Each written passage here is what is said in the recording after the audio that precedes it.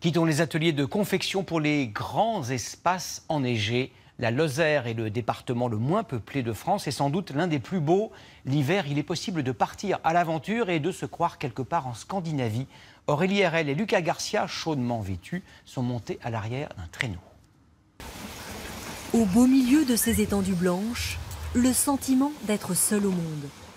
Assis au fond du traîneau, on se prend à rêver et à s'imaginer aventurier à la découverte de contrées encore inexplorées.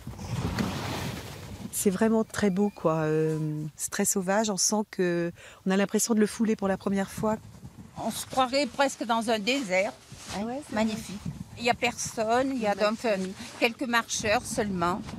Mis à part la douceur des températures, on se croirait embarqué pour une expédition dans le Grand Nord.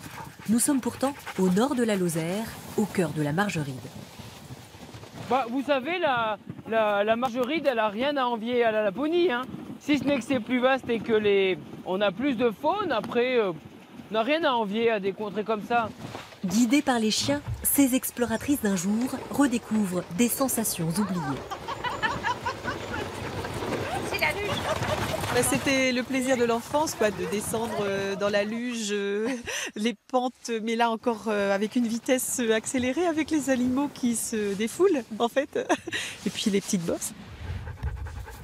Après s'être reposés, les chiens doivent repartir et expriment leur impatience.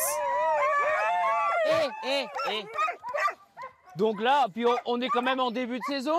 Il y a l'envie d'aller voir la neige, l'envie de faire plaisir aux gens.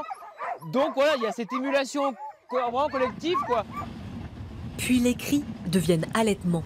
À part le glissement du traîneau sur la neige, pas un bruit. Le silence. Un sentiment d'apaisement et de liberté. Ces grandes étendues, sans pollution, sans habitation, voilà, c'est ça. Ouais. On a l'impression d'être un peu sur une autre planète. Ouais. Pas de volant sur le traîneau, seulement un frein. Alors, c'est toute une technique pour maîtriser ce véhicule. Il faut compenser dans les dévers, il faut anticiper des virages, maintenir sa ligne de trait tendue, se pencher pour pas que le traîneau y bascule, pour pas chavirer. Donc ouais, c'est quelque chose de sportif. Ouais. C'est bien. Ces chiens sont génétiquement faits pour tirer des charges, mais c'est tout un art de bien les guider, uniquement à la voix. Non, G, ok, c'est bien, devant.